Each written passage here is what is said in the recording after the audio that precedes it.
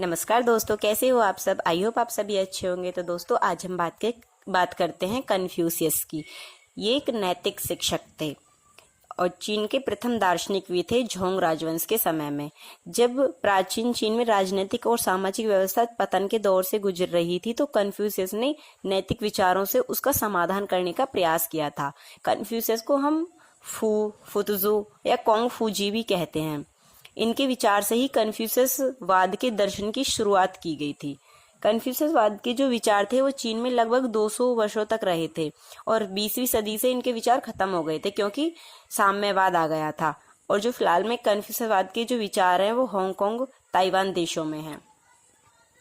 और इनके जो components of Confucian political theory में इन्होंने भी अपने विचार दिए थे। इन्होंने ऐसे 5 विचार दिए थे।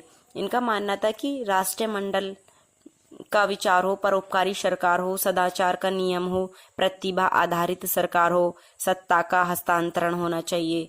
ऐसे इन्होंने 5 विचार दिए थे पॉलिटिकल थ्योरी से रिलेटेड।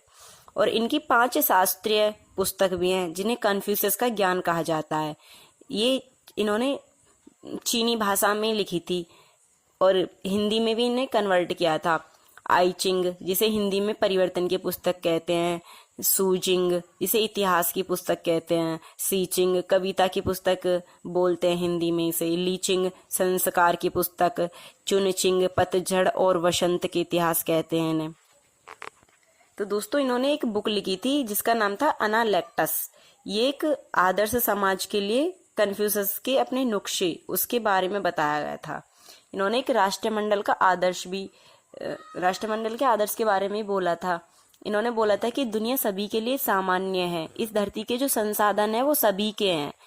जो संसार जो है वो किसी राजा या महाराजा की जागीर नहीं है, वो सभी के लिए सेम है। राजाओं को दैवीय इच्छा से चुना जाता है और लोगों द्वारा राष्ट्रमंडल पर शासन करने के लिए भरोसा किया जाता है। इन्होंने एक बुक लिखी थी बुक ऑफ राइट्स के नाम से। इसमें इन्होंने कॉमनवेल्थ का विचार दिया था। इन्होंने कन्फ्यूशियस ने 3 मानव के विकास के चरण भी बताए थे। पहला था अशांत अवस्था, दूसरा था समृद्ध चरण और तीसरा था शांतिपूर्ण चरण। जो तीसरा चरण था शांतिपूर्ण चरण, यही राष्ट्रमंडल का चरण था। इसमें इन्होंने बोला था कि जो राजा का चयन है वो वंशानुगत न होकर उसके गुणों और योग्यता के आधार पर किया जाना चाहिए।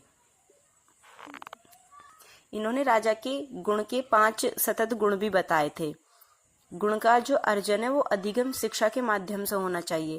पहला बताया परोपकार, दूसरा नैतिकता और तीसरा धार्मिकता, चौथा बुद्धि और 5वां भरोसेमंदता वाला होना चाहिए जो राजा है।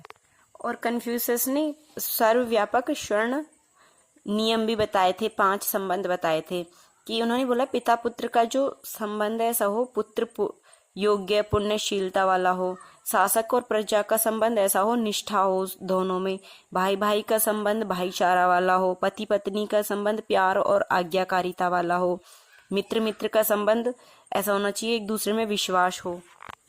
उन्होंने एक राजा की जो कल्पना की है, मतलब राजा कैसा होना चाहिए, तो उन्होंने एक सज्जन जुंजी नाम का एक महान नेता था, उस तरीके से उसकी कल्पना करी है कि ऐसा सज्जन जुंजी के नाम से होना चाहिए। कन्फ्यूशियस के विचारों में आदर्श व्यक्ति थे ये जो सज्जन जुंजी थे। इनका महान व्यक्तित्व था। सज्जन जुंजी एक कमांडर या शासक नहीं थे, बल्कि एक नैतिक व्यक्ति हैं।